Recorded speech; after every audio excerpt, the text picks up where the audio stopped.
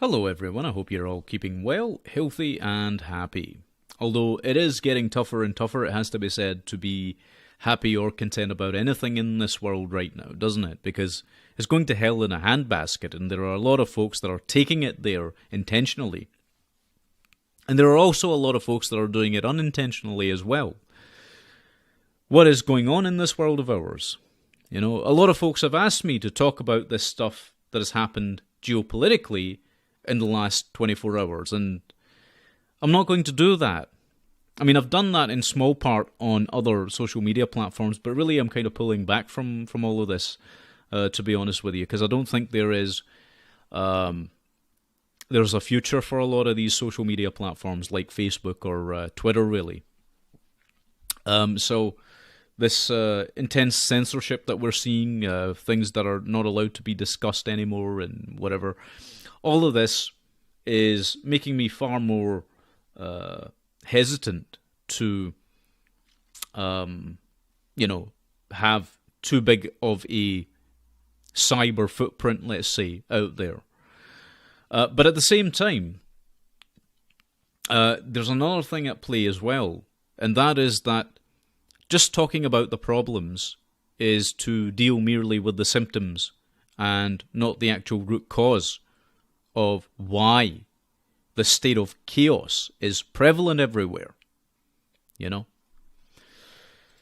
What is the root cause? Well, put simply in a nutshell, you have the problem of egotistical, narcissistic, dangerously out of control individuals who genuinely have this deep-seated malevolence in them. Okay, and I'll talk a little bit about where this comes from. But it's also important to recognize that these people use something called glamour, right? These, whether it's the political puppets or the folks that are in power in a real sense as well, right? They all use glamour to be glamorous. It's interesting that in today's terminology, this actually means something good, right? Which it's an inversion, as it always is in most of these cases, with the root and true meaning of the word. What is glamour? There's a difference between glamour and charisma. Okay, it's fundamental that people grasp this point. You see, glamour, people who have glamour, the power of glamour, let's call it, are looking to instill fear in other people. They intimidate other people. They're intimidating people. Okay? And so what happens is, people around them mistake that fear for respect. Now, Machiavelli, of course, talked about this. Is it better to be feared or loved? Now, you know, the tyrannical leader, the tyrant, prefers to strike fear into the hearts of his people or in the hearts of other people, right? That's just the way it is. Unfortunately, with these people, they have this natural affinity and gift for being able to intimidate other folks, to make them fearful, because that's how they get their jollies, right? Now, charisma is different. To have charisma is to have the ability to lift other people up. Okay, I'll bet they never taught you that. Okay, to be a charismatic leader. And again, this word is too often misused, right? Again, folks mistake glamour for charisma. This happens all the time, right? The charismatic individual is able to instill a sense of true confidence in other people, to make them believe that they are on an equal footing to themselves. And if the charismatic individual has done something that is remarkable, then he makes that person that he's instilling with charisma, right, that confidence, believe the same thing. That's charisma. Glamour doesn't do that. Glamour seeks to pull people down. Now, when you see somebody who has the attributes of charisma, you should try and learn from that person. But when you see someone who has the attributes of glamour, okay, or the power of glamour more properly, then you have to be very, very careful with that person. You might even want to think about avoiding that person entirely, because the chances are they will be narcissistic, they will be egotistical, and quite possibly on the verge of being a psychopath. Right? Now, I'm not joking about this, I'm deadly serious. So the glamorous person, that kind of persona that gets its kicks from seeing other people afraid of them, is the type of person that most of these political puppets out there are. And the same goes for their masters as well. It's kind of like sadism taken to an extreme. Okay, or psychic vampirism, you could call it, I suppose. But that's what it's all about. Now, it's these very same lunatics, because they're egotistical, because they're narcissistic, who end up making the worst of decisions. Why is that? Well, because, like I talked about before, they have this sense of intellectual arrogance. Okay, they mistake the possible intellect they have, or may not have actually in many cases, for wisdom. Okay, intelligence and wisdom are two different things. I've already covered this. So, what ends up happening is, because of their own ego that's out of control, and I'll talk about why their ego gets out of control in the way it does a little bit later on, but because of that, they end up having a false belief that they are in some way superior, even though this may not actually be the case in any real, tangible sense. Okay, in fact, people with that kind of superiority complex never learn. They never learn that there are actually other people that are better than them in whatever arena or field they choose to deal in. Okay? You see, the concept of being better than someone is relative. You can only be better than another person. It doesn't exist of its own right, in its own right. Okay, it doesn't exist. What does it mean to be better? They used to teach these things in school, you know. Good, better, best, right? How do these things apply, and when do they apply? And, you know, it's basic language skills, but actually it has a deeper purpose as well, because you can apply it psychologically. You can apply it philosophically. So this is the key thing. There is no better in any true definitive sense. You're not truly better than anyone else at all. But this superiority complex leads to these people, these narcissists, these egotists, these people with the power of glamour, to see other people as inferior to them. And what happens is, because we are stupefied and to some degree mystified by their power of glamour, we mistake that glamour for charisma, right? Charisma is a positive attribute. Glamour is a negative attribute, if you want to think of it in those terms. Okay, I'm just simplifying, perhaps oversimplifying slightly, but I'm simplifying for you guys. So, when you do that, when that happens, then voters, for example, overwhelmingly vote in the glamorous candidate. That's why these people, you know, always want to look good on TV. You see what I'm saying? And the other big question is, why does their ego get out of control? This happens because they're told constantly and with consistency that any successes that have happened in their life were the result, and only the result, of their actions. Okay? Understand that a second. You see, very few people will tell you what makes a person successful. And again, success, by the way, is also relative. And that's something else folks won't tell you. You can only measure it against other people, be it financial success or whatever else. Obviously, the most important thing in life is not to go hungry. Okay? Not to be in abject poverty to a degree where you don't have food to eat, you don't have clothes to wear, that sort of thing, which does happen, sadly, in certain places. But beyond that, right, the notion that, you can become successful because you have more numbers after, or more zeros after whatever numbers in your bank account is nonsense. But it's a nonsense a lot of these people who are egotistical, narcissistic, and glamorous believe in.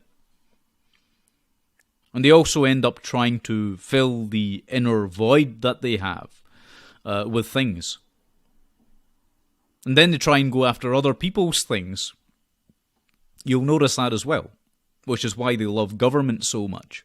It's why they end up gravitating towards politics, probably that and their own inner desire for psychopathic action. But these folks, they have this wish to encroach into other people's territories, into their homes, into their, you name it, into their bank accounts and take from them. Just so that they can see more zeros added to their numbers in their bank accounts. Do you see what I'm saying? So this is what you're dealing with. And it's these people that are creating the problems. And they're told constantly that any success that they've attained is due to them. That's a nonsense. That's a lie. That's a falsehood. Okay? Any success is not purely due to you. There's a myriad of circumstances that have to go completely the right way for you to be successful in whatever you're successful in. You can increase the chances of that. Okay, you can increase the chances of that depending on what you do, but success itself is not down only and solely to you. It takes, a lot of people to make somebody successful, or to make something successful. A brand, let's say. Okay, it's not just the CEO. Although perhaps the CEO, if they're very creative, has a greater input or whatever, and it's quite correct that that person gets the proper remuneration for whatever it is they've put in to, in terms of effort. But that doesn't mean that success was only down to that individual. Okay? It never means that. You can't be successful without other people. Right? Even your enemies, actually, in a strange sort of way. It's a very bizarre thing. You can't be successful if you don't have enemies. Because you can only, like I said, you can only measure success against other people. Do you see what I'm saying? Anyway, we'll put that aside for a second. So, because that happens, the person's ego gets inflated to a point where they don't understand the value of other human beings. Okay, and so with that overinflated ego, that develops into narcissism. Okay, although narcissistic traits, it has to be said, can exist even without that egotism to some degree, but you usually find that the two go hand in hand. And the narcissism becomes more displayed, right? Because they fall in love completely with themselves, thinking that they are it. Okay, and egotism and narcissism, by the way, they exist in everyone. This is another thing I'd like to talk about very quickly, which is that a lot of people will tell you a little bit of this stuff, right? But they won't tell you that these traits are also dormant, perhaps, or active in your own psyche, in your own being. That part they won't even touch with a barge pole. You see, everyone has that. Okay? The question really is whether you can keep it in control or not, because it's a wild rabid animal. And it's also the direct road to your own ruin. Okay? Because what happens is, see, people with that kind of personality, people with those kinds of characters or character traits, end up trying to make the external world fit their own subjective worldview. Okay? And it doesn't work. Then they try to create external order. Instant external order.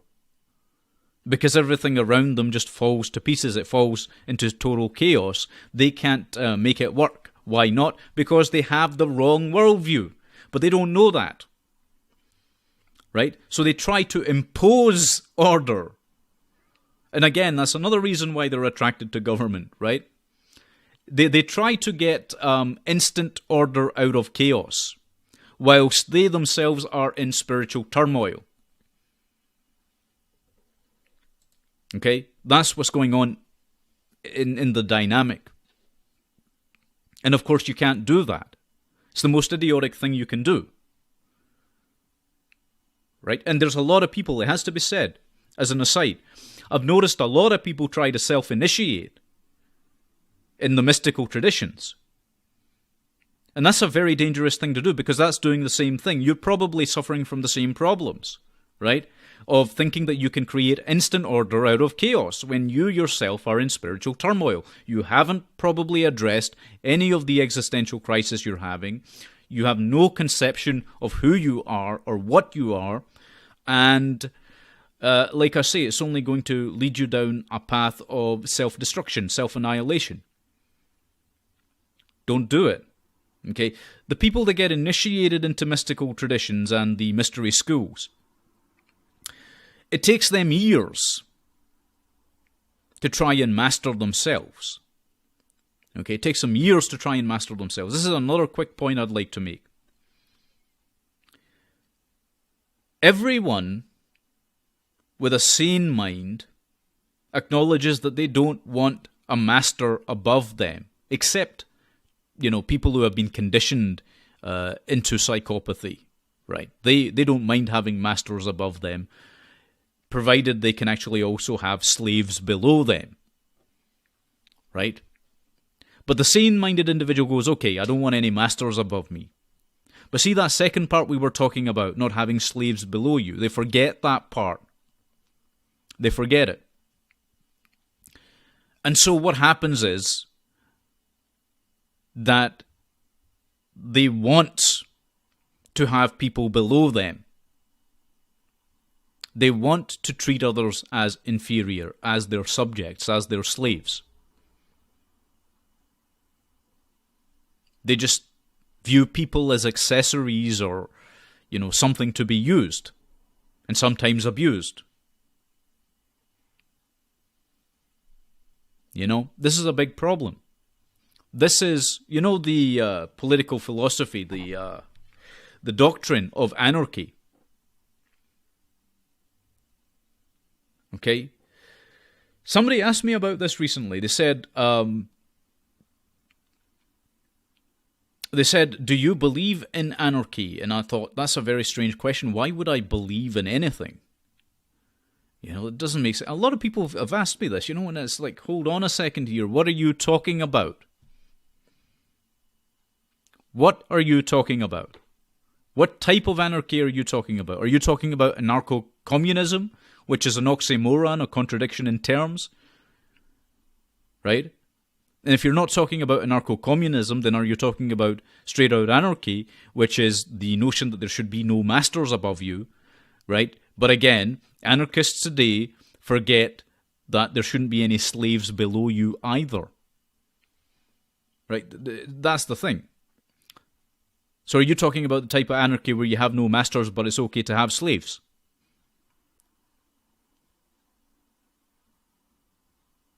Okay, these are the ideological pitfalls out there, but folks don't see that, right? They can't see it. Or are you talking about the type of anarchy in which you have established inner order within yourself, and then you seek to understand how the world can be brought into external order through your own inner peace, if you will? Because if it's the last part, if it's the last definition, then I'm on board with that. But if it's the other two definitions, you can go to hell. Okay? This reminds me of something else. And this is quite an important thing I'd like to share as well. There are people out there that have the power of glamour, that have an ego that is out of control, right? Who are egotistical, who have narcissistic tendencies, that are probably psychopathic at some level, who come to you and appear to ask questions of you, about you, in a what seems like an inquisitive manner. Okay, this will happen. Because I've met a lot of people. See, these kind of people I can recognize a mile off now, right? Because over the years, you meet enough of them and you go, hang on a second. I know what you're all about now, mate, right? You meet these people and, as I say, they at first appear inquisitive, but actually what they're trying to do is to trip you up. Okay, is to trip you up and to make you look like a stupid fool. Okay, now you can see this best exemplified in the interview that Kathy Newman had with Jordan Peterson. But there are a lot of these kinds of people, men and women. Okay, a lot of them. And so they try and get you in a gotcha moment. That's what's going on in them, right? They don't really want to learn. They don't really want to understand anything. They're not actually looking for you to teach them something or to impart something that you might know, or perhaps even they might have something to teach you. No. That's not what's going on there. What's happening is that person with the narcissistic tendencies, with the egotism, is looking to trip you up, make you look like a fool so they can laugh at you out of a smug sense of superiority. You have to be very careful of those people. So the moment I see somebody exhibiting those traits, I am going to run a million miles away. Okay? The same thing's true of people that talk about, this nonsense about patriarchy, and all this other garbage that they've had pumped into their heads, this ideology, these belief systems. Same thing happens there. So, you have to steer clear of people. Don't let people like that into your life or even to make an entrance into your sphere. Okay? Your own inner circle. Don't let them come into that, because these people are like a whirlwind. They come in and they cause havoc and chaos and destruction, and they will leave you damaged. Okay, they get off on seeing that damage in other people. Like I said, it's how they get their jollies, right? It's how they get their kicks. So beware of that. But the other thing about these kind of idiots, and they are idiots, make no mistake about that, is that they actually mistake processes for beliefs. Now, a lot of people won't get that. What do you mean by that? What I mean is that these idiots mistake natural processes or mental processes as being a part of some belief system. They create religions out of ideas. Okay, they create religions out of ideas. And what happens over time is that they become confident about those beliefs. And when an idiot becomes confident, or rather a whole series of idiots become confident, the world itself is in danger. Okay, and that's why we're seeing what we're seeing today, because idiots are ruling the roost. Do you understand what I'm saying? The idiots are running, the lunatics are running the asylum. The idiots are in charge. And the difference between these type of idiots, as I say, they are intellectually arrogant. They have this smug sense of superiority. The difference between them and a wise person is that a wise person is constantly hesitant. You see, he or she considers whether what they are doing is truly a moral good or not. Okay? But a fool has absolute confidence. You know, and these are the types of people that end up causing the type of havoc in the world that we are seeing today, right? These people have no sense of, they have no true sense of self. They haven't addressed the real existential questions within themselves. So the question becomes then, from that, branching off from that, that we touched upon it in the previous video. Who are you? What are you? There are a few ways to answer that question, and they would be correct ways to answer it. One is that you are an expression of the universe. Okay, that sounds pretty poetic, but actually, in physics, it's a reality. Okay, you know, you hear this stuff, oh, you're all made of stars and all this business. Well, there's an element of truth to that, right? Because you came from the same place as the origin of the universe. You are a part of it. Okay, you're a part of it, because everything that makes you who you are, certainly in a physical sense, you know, comes from the very same source. Okay? But also, a deeper truth is this. And I've been in two minds about whether to share this or not, because like I said, there's a lot of ignorant people out there, and they might not understand this properly.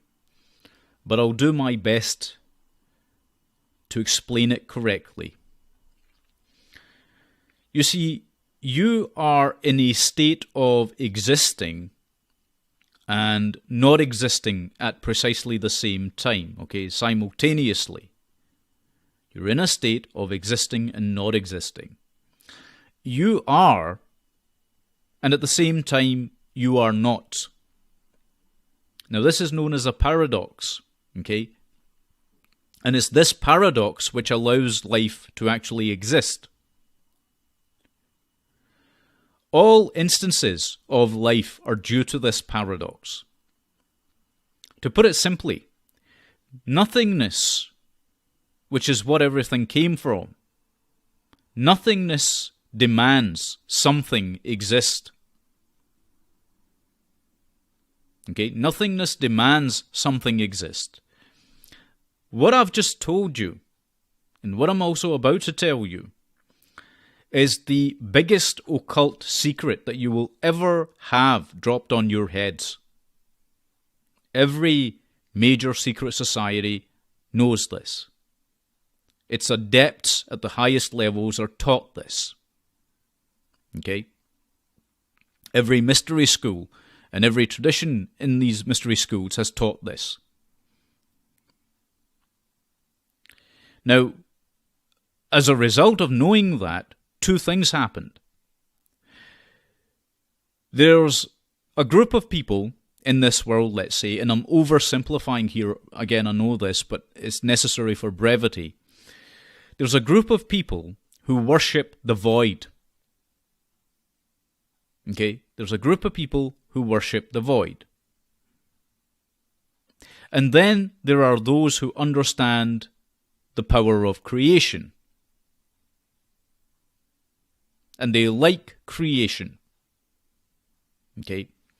The thing is, at the core of our being as human beings, as people, at some level, we've probably worked out, maybe subconsciously, I don't know, but we have probably worked out that we came out of the void.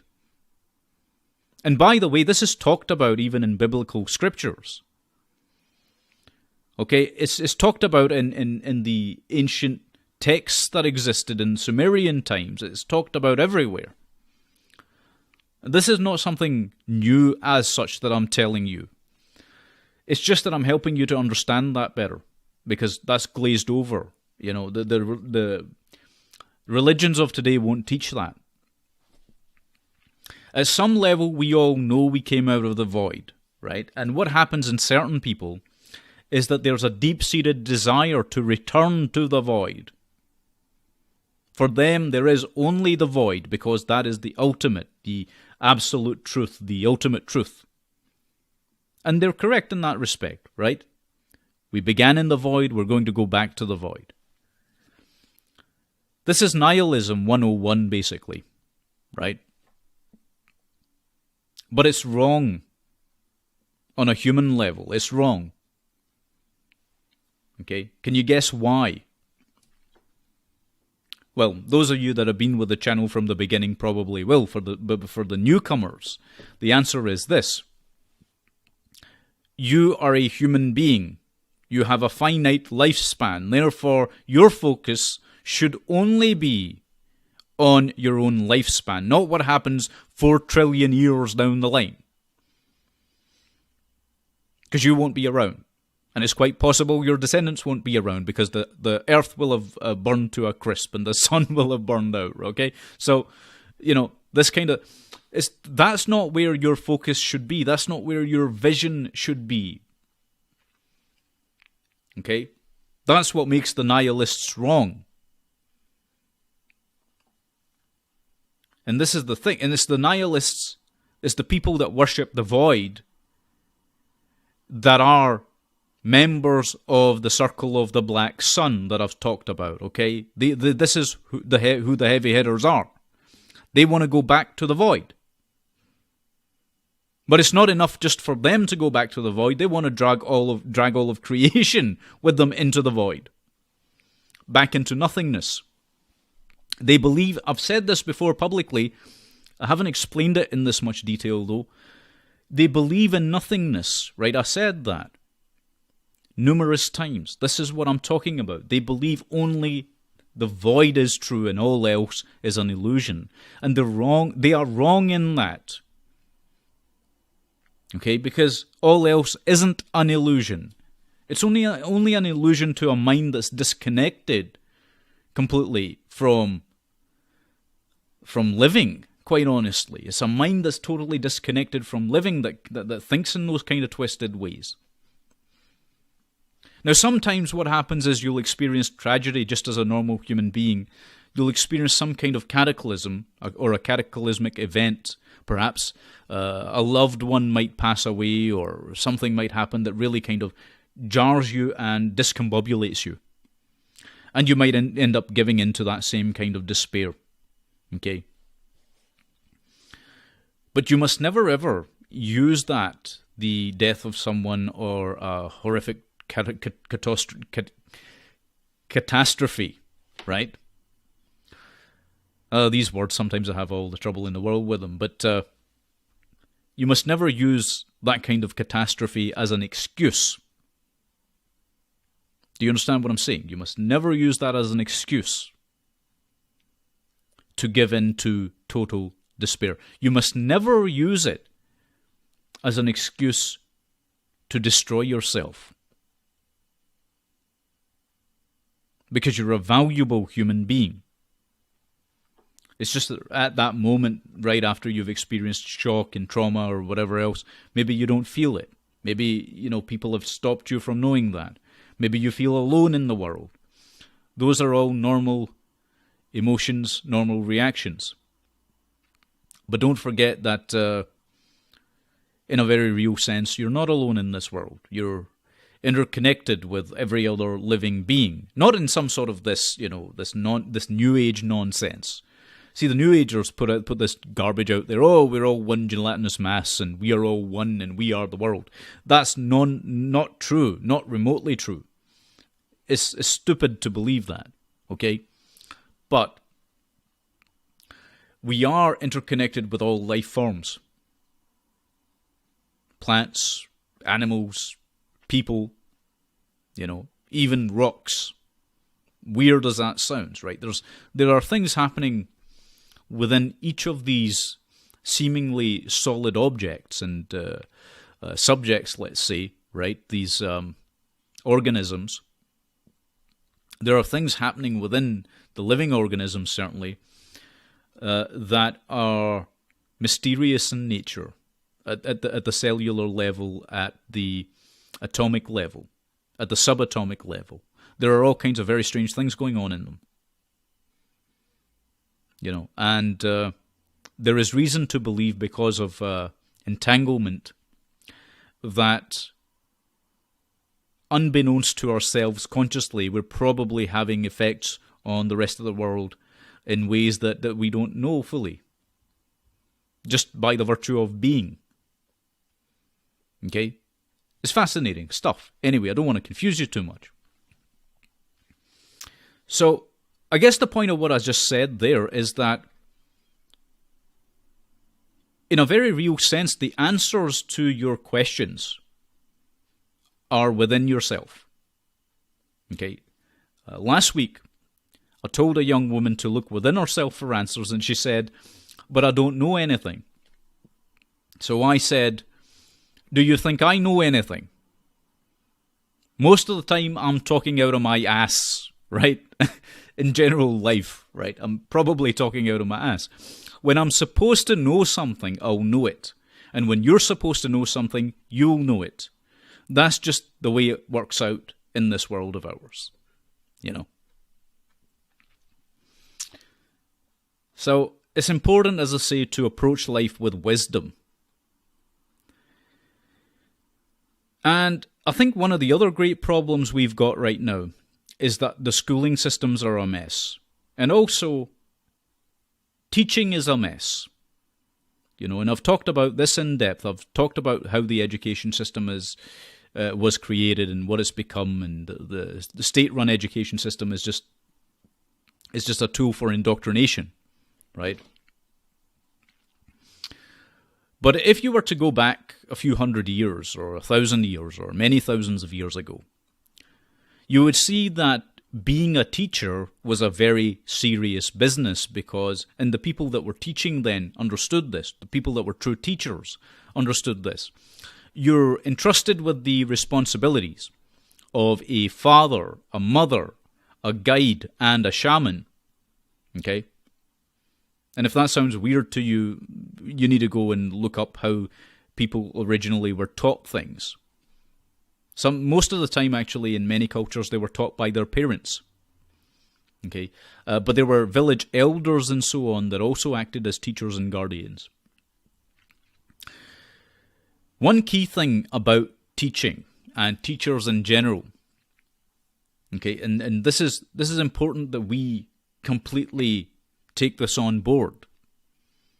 There's a lot of people out there, and I talked about this in one of the previous videos I put up just a few weeks ago. Actually, I think it was last week, if I'm not mistaken. That there are a lot of people in various, whatever you want to call it, movements or communities or whatever else, right? Especially online, that want to tell you that there's something wrong with humanity. Okay, that you're all bad students. Okay, that it's all your fault. Everything that's going wrong in this world is your fault. That's what they want to teach you. And they call themselves spiritual teachers. They don't know jack shit. Okay? I'm telling you that. They don't know fuck all. Right? If that's what they're saying. They're just posing as some kind of spiritual teacher. Sadly. Because they probably have their own agenda at some level. Or they're just ignorant of the fact that it's not the fault of human beings today. Okay, it's like, let me give you an analogy, right? An analogous scenario. It's a little bit like saying the cow is responsible, or the sheep is responsible for being butchered by the butcher, by the guy running the abattoir. Okay, the animal is responsible for getting its head cut off. That makes no logical sense whatsoever. It's the one wielding the blade. Okay? It's the one wielding the blade. Who's wielding the blade above the head of humanity? See, they won't talk about none of that, right? Because that's scary territory when you start to expose the real truth about what the hell's going on, which I've done. That's why it scares the absolute crap out of them all.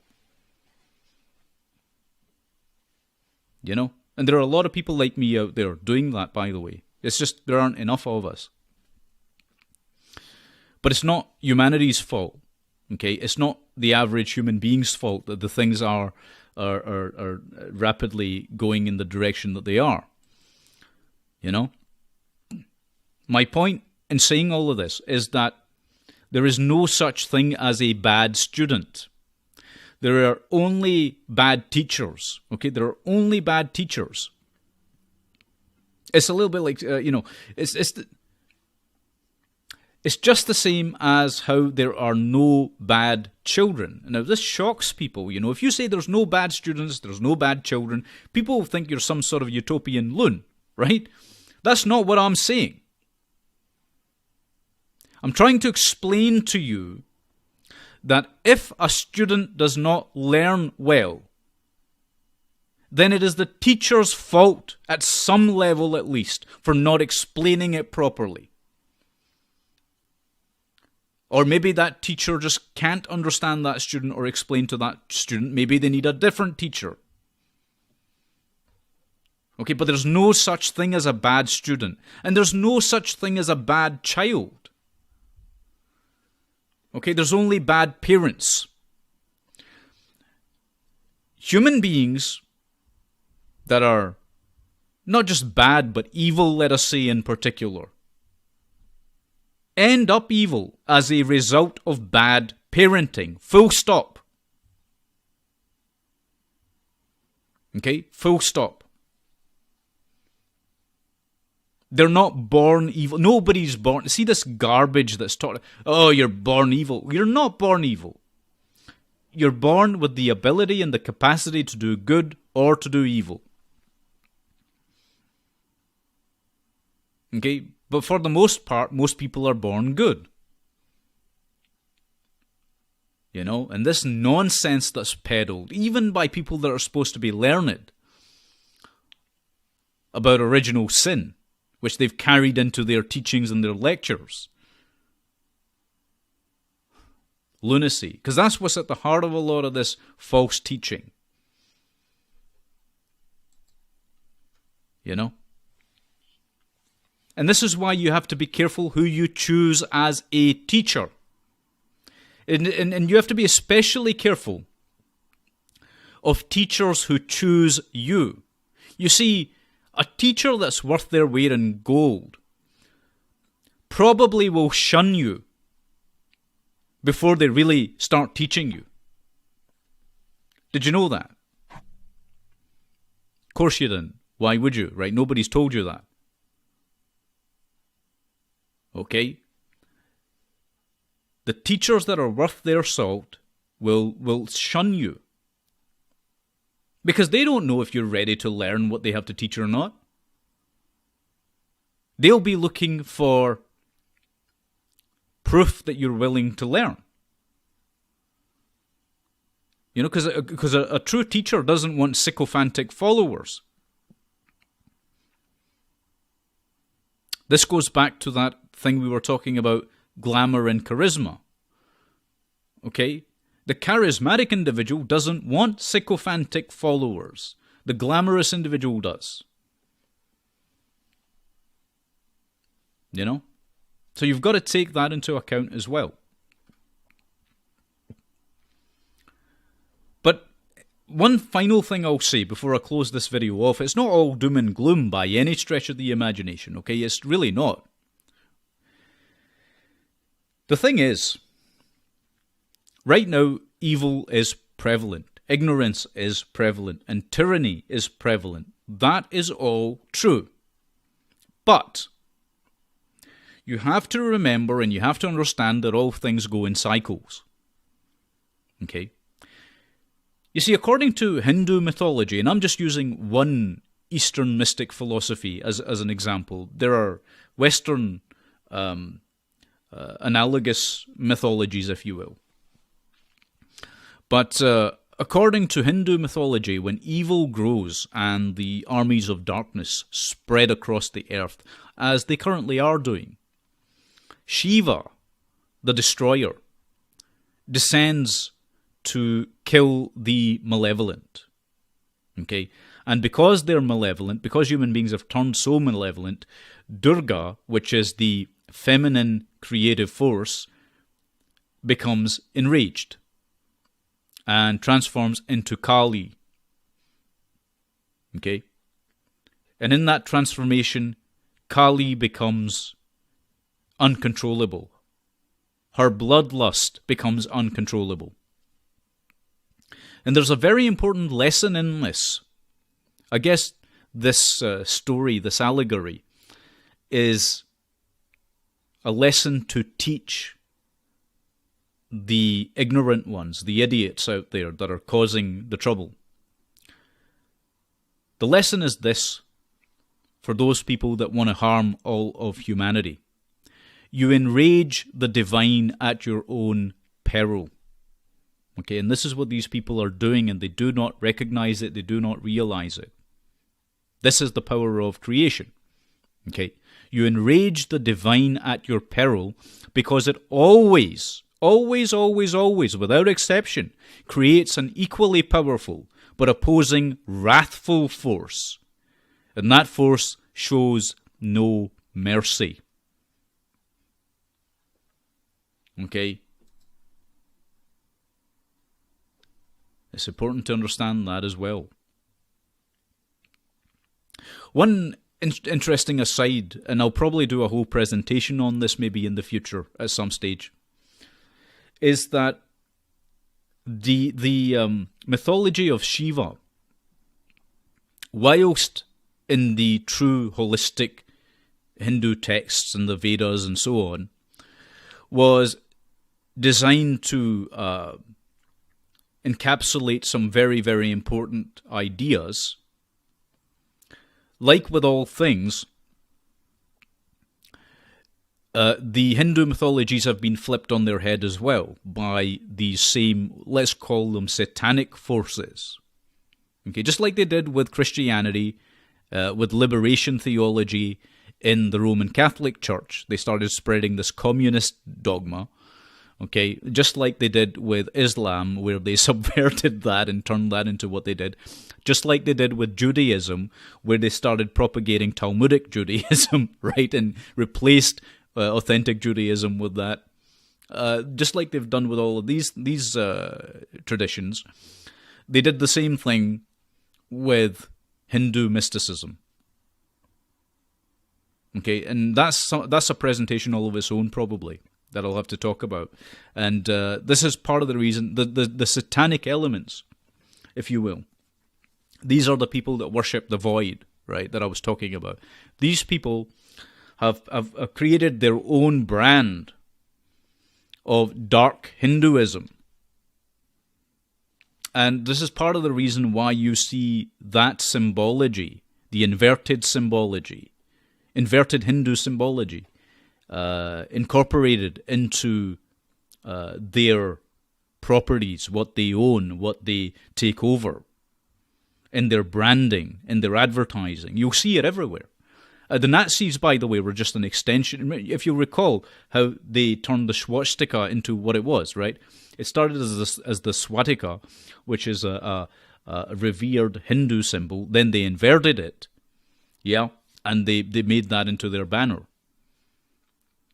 Okay, so there's a lot to this stuff. It's not just, but the Soviet Union did the same thing with the hammer and sickle. I asked people some time ago now if they, knew where that came from and to maybe look into that. A lot of people still haven't got back to me or told me what that symbol was supposed to represent. You really need to find out. And now I will tell you at some stage if you haven't figured it out already. But a lot of these symbologies were taken out of ancient traditions. and inverted and changed and made it into what they wanted them to be, what they wanted to represent. You know? Anyway, I'll leave it there for this video, and I'll hopefully speak to you all soon. But I want you to take very good care of yourselves. Thank you very much for watching, and God bless every one of you.